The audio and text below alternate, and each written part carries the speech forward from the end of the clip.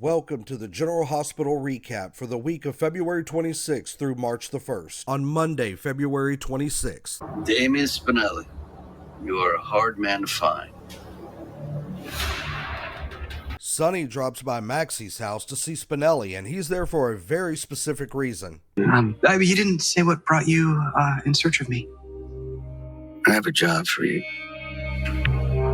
We never actually find out what exactly the job is that Sonny wants Spinelli to do, but Spinelli does make a decision. So I need a decision. What's it going to be? I'll do the job. All right, I appreciate that. Could Sonny want Spinelli to investigate Brick, or could this be about something else? Also, in regards to Spinelli, he and Maxie finally address the elephant in the room. You kissed me last night. I did. And you kissed me back. I did. So what happens next? Over at Bobby's, Carly was happy to see John again until she found out what exactly it is that John does for a living. What do you do? I'm with the FBI. Agent John Cates. Of course, Carly immediately thinks she knows what exactly John is in town to do. You're here because you want information on Sonny. Carly eventually realizes that despite Sonny and John hating each other for so many years, they actually have one thing in common. My son, Morgan, his middle name was Stone. My son's name was also Stone. Well, isn't that ironic? That you and Sonny, who hate each other, both love Stone so much that you named your sons after him. But John insists that he is actually in Port Charles to help save Sonny's life, and he realizes that Sonny never filled Carly in on the bigger threat. I am here to help Sonny. The attempts on his life are part of a bigger conspiracy. So far, Sonny has been lucky, but he can't end this without the help of law enforcement. Sonny never told you about this, did he? When Carly accuses John of playing both sides against the middle and realizing that if Sonny gets taken out, it helps him not have to create a case to bring Sonny down, John takes great offense to this accusation. I don't cut corners, Miss Spencer. It does no good to stop criminals by becoming one myself. And of course, Carly being Carly, and her ultimate final sign of defiance lays this on John. Oh, and by the way, you're drinking Corinthos coffee. Curtis catches up with Drew over at the boxing gym, and Drew opens up to Curtis about his issues going on with Carly and how Carly thinks that Drew is taking his need for revenge against Nina way too far, and it's causing a problem with their relationship. Curtis opens up to Drew and lets him know that, hey, after he got shot, he had those same kind of feelings, that rage, that need to get back, and it finally took him just letting it go and focusing on him and his future and the woman he loves to finally get rid of that need for revenge and that rage that was inside of him. Will Drew follow Curtis's advice and go hat in hand back to Carly and make things right? Or will his need for revenge outweigh his love for Carly? Across town at the art gallery, Nina asks Ava for a favor to arrange a run-in with Sonny so that she could finally talk to him face-to-face about their marriage and the pending divorce. Ava says she can't risk upsetting Sonny just to help Nina when things are going so good right now and Ava is still under Sonny's roof.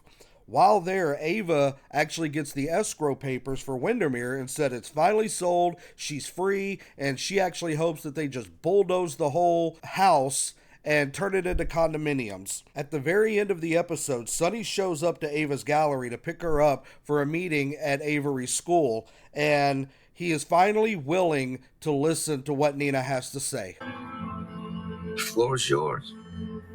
What do you got to say? And finally, Blaze gets a huge surprise when her mother shows up to find Christina in her bed and Blaze in the shower. Christina makes up a story about how they were just having a girls' night and she had just crashed there the night before, which seemed to ease the mind of Blaze's mother. However, Once Blaze realized that her mother really didn't know her at all in her life, she finally dropped a bombshell on her mom that she and Christina were actually more than just friends. On Tuesday, February 27th, Sonny hears Nina out and even says he could forgive her for everything she did, but he could never forget, and he ultimately walks out on her. Blaze confesses to her mom that Christina is actually her girlfriend, but her mom isn't very accepting of this news. Christina ends up telling Blaze that she needs to stand her ground when it comes to her mother. Spinelli and Maxie both confess to being in love with each other. Spinelli fesses up to his pipes never being busted and him only moving in to help Maxie with her financial situation, and this upsets Maxie very much. She finally tells him to move out and go back home. And finally, Carly tells Drew he has to escape the prison that is in his head and move on from his need for revenge on Nina in order for their relationship to work. And Drew ultimately wants to give this a try. On Wednesday, February 28th, at the Quartermains, Maxie arranges a private dress viewing for Brook Lynn, but she ends up with Lila's old wedding dress that was loaned out to Lois for her wedding years ago. Brook Lynn loves it and decides on that dress, while she also voices her concerns over trying to put together the perfect wedding in such a short amount of time.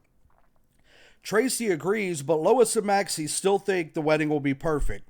Brook Lynn tells everyone that sometimes she wishes she and Chase could just elope, but then she admits that that's not truly how she feels, and that she just doesn't want to agonize over all the details. Chase arrives at Finn's to ask him to be his best man, which Finn happily accepts.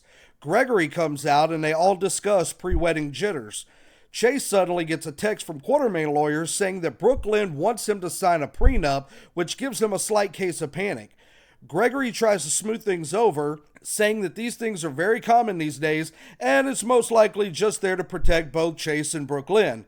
Chase worries that Brook Lynn may be using this prenup as a way out of the wedding, but he then remembers that Brook Lynn shooting down the idea of a prenup when Tracy brought it up in the past. He goes with Gregory to see Brook Lynn. Back at the Quartermain mansion, Tracy gets a text and tells Brook Lynn there has been an error that she may have to pay for. She explains how the family attorney sent a prenup to Chase in error before she could talk to Brook Lynn about it.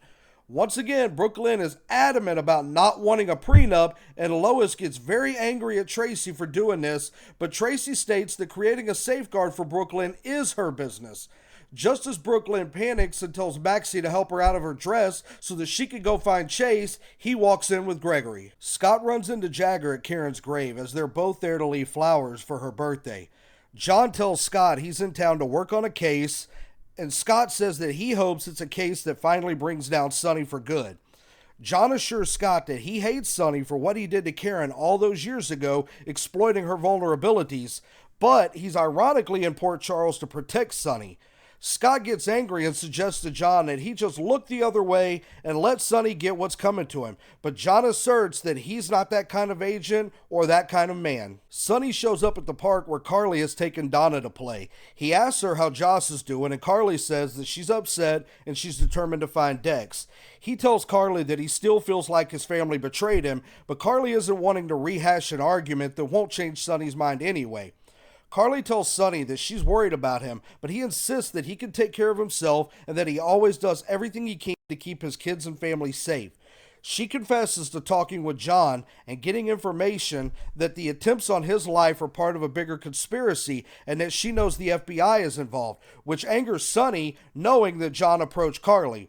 Sonny says he doesn't trust anyone right now and he knows the truth about John Cates, but he won't tell her because of what happened with Dex. Michael calls Jocelyn while at the gym to check on her, and when she tells him that she's off to find Dex, he warns her that this isn't a good idea, but in typical little sister fashion, she hangs up on him.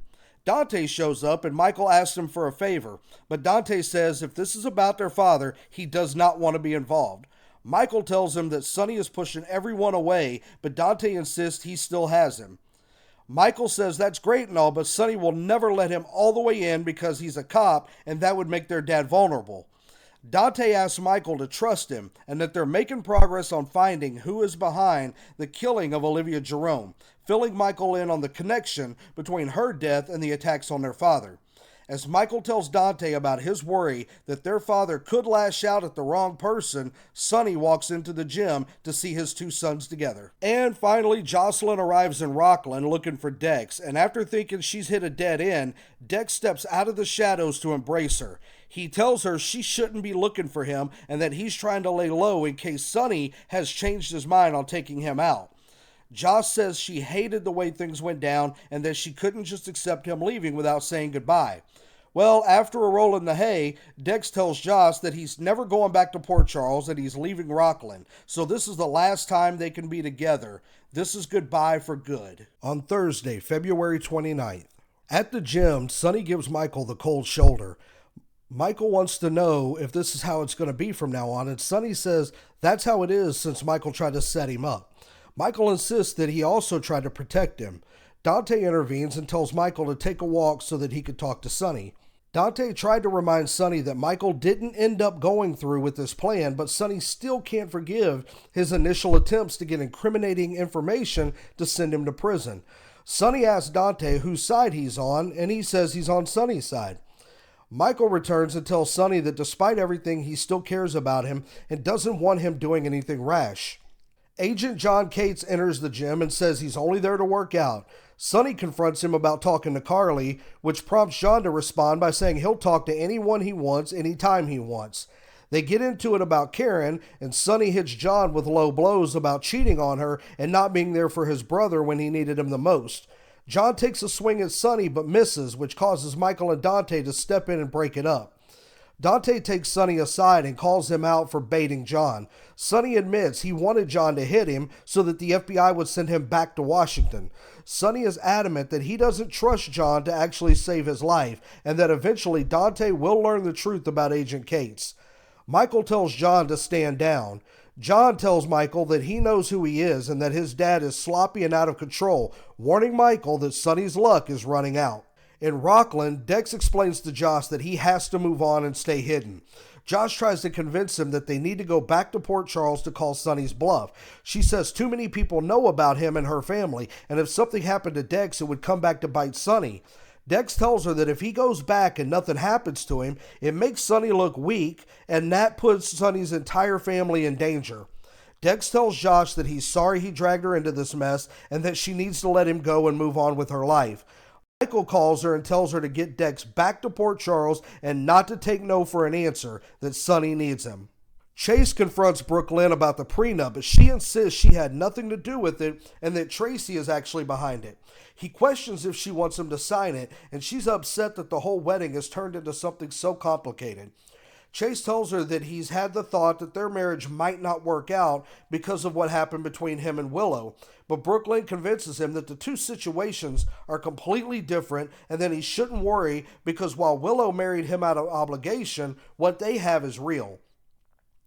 Chase shocks Brook Lynn by actually signing the prenup, which causes her to rip it up and tell him to never take the first offer. She suggests discussing a prenup at some point, but that was not the time or place. Brook Lynn then admits to Chase that she really wants to wear Lila's old wedding dress, but she's afraid to ask Tracy for it, as it might cause Tracy pain since she still misses and grieves for Lila. Chase tells her she'll definitely never get it if she never asks. Elsewhere in the Quartermain mansion, Lois confronts Tracy about constantly interfering in Brook Lynn's life. Tracy says she's only protecting her granddaughter, which she will always do. She states that marriages don't always last, and all it takes is one interloper to ruin everything. Gregory happened to have walked in and heard that, saying interloper is a very interesting word to describe his son. Of course, Tracy immediately feels bad and she chases Gregory to the front door to apologize. He tells her that he hopes that she eventually will use the word family when describing Chase in the future. Gregory agrees with Tracy when it comes to being realistic about marriage, but doesn't like her approach to it. She reiterates that it was the fault of the lawyers for sending the prenup too early. Maxie tells Lois that she feels the only dress Brook Lynn really wants is Lila's, and while Lois wants to make that happen for her daughter, she doesn't think Tracy would be receptive to her being the one to ask for it. Chase and Brook Lynn enter to let everyone know that they've worked everything out, the wedding is still on, and that they'll be discussing a prenup with their lawyers personally. Chase tells Tracy he knows she was only wanting to protect Brook Lynn, and he gives her a hug. Tracy responds by welcoming him to the family. On Gregory and Chase's way out, Gregory tells Tracy he hopes she'll save him a dance at the wedding. Once the ladies return to looking at dresses, Tracy steps up to offer Lila's dress to Brook Lynn, stating that she regrets never wearing it, and she realizes the dress was not hers to wear, but hers to share. Tracy then brings out the dress and gives it to Brook Lynn. Gregory and Chase return home and fill Finn in that all is still good with the wedding. Finn has something to say to Chase, but Chase wants to go first. He's sorry he pressured him into being his best man, and he can always ask someone else.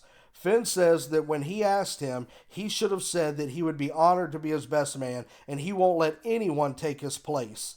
On Friday, March the 1st, a birthday party for Scout at the Quartermains brings many people together. Drew expresses how he wants to make the most of every moment with Scout, but Carly says he can't do that if he's strictly focused on revenge over Nina. Later in the kitchen, Sam tells Carly how she's noticed that Drew seems to be more relaxed lately and hopes that things are changing for the better. Christina arrives with Blaze, introducing her to everyone as her girlfriend. Danny is starstruck by Blaze and goes to the boathouse to look for his jacket. After he's gone a while, Jake, who is equally as starstruck by Blaze, is asked to go look for Danny. Jake finds Danny, but also discovers that he's been vaping. The brothers get into it over the vape, and when Willow comes out to get them, Jake puts the vape in his back pocket. Back at the house, Alexis and Drew talk about Nina becoming publisher at the Invader. Drew levels with her on how he feels about Nina and tells Alexis to watch her back. Sam catches Drew alone in the living room, tells him that Danny is kind of struggling lately, and asks if he would spend some time with him, which Drew happily says that he will. Meanwhile, in the kitchen, Michael and Carly discuss Sonny. Michael says that he asked Jocelyn to bring Dex back to Port Charles. Carly gets upset at his decision and asks what Sonny will think of Michael going behind his back again. Michael says that he doesn't care, he'll do anything to help his dad whether he likes it or not. Felicia drops by Maxie's house, and Maxie confronts her about conspiring with Spinelli to move him into her place. Felicia says she would do anything for Maxie as Maxie would do for her kids. Maxie agrees and forgives her mother, which prompts Felicia to ask why she's willing to forgive her so easily, but not Spinelli. Felicia tells Maxie that everyone sees what she and Spinelli mean to each other except her. Maxie confesses to being scared to take another chance with Spinelli because if it doesn't work out, she may lose him for good. Later, after Felicia leaves, Maxie calls Spinelli and leaves him a message to call her back. John barges into Anna's office and demands that she get Sonny out of his life for good. After diffusing the situation, Anna tries to talk John down about his tunnel vision hatred for Sonny. She tells John that Sonny is no saint, but he's not a sadist who torments people for sport, and that he's done a lot of good things in the community since John left Port Charles. After questioning Selena's bodyguard Lee at General Hospital, Dante and Chase enter Anna's office and tell her and John that Sonny and Selena are working together to trap their attacker. Anna and John realize they have to stop this, and they all head out. Ava returns home and learns that Sonny has summoned Spinelli to discuss the trap they're laying for their attacker that night. Sonny explains that he has set up a summit building meeting with Selena, with Spinelli watching everything from afar. Ava says whoever the attacker is will just send in hired guns, which Sonny says that he's counting on. Their plan is to grab the hired gun and have them lead he and Selena to where their attacker is. After Spinelli leaves, Ava tells Sonny that she's going with him. Despite his objections, she convinces him that he can trust her and that having her at the meeting will add legitimacy to it since she used to be a part of the Jerome crime family. Sonny agrees, but when he shows up at the warehouse with Ava, Selena objects to having her there. Sonny says she can be trusted, but Selena does not share in that sentiment. Sonny tells Selena that the attacker is already gunning for them, so just let this play out.